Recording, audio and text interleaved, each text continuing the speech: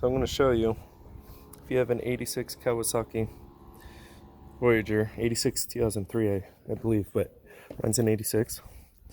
If you're not getting any sound out of your radio, or you can barely hear it out of the speakers, you basically got to have your head up against the speakers.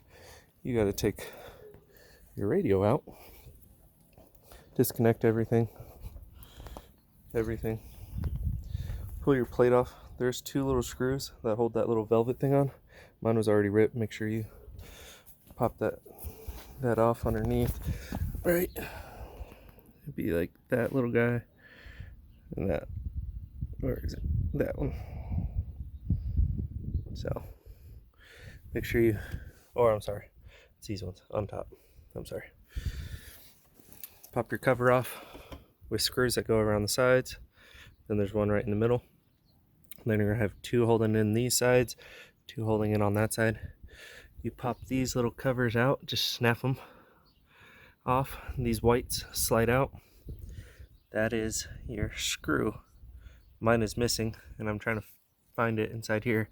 If that comes loose, you can't hit the HS on the front of the radio, so it's acting like it's in headset mode. That screw needs to hold it so they'll make contact.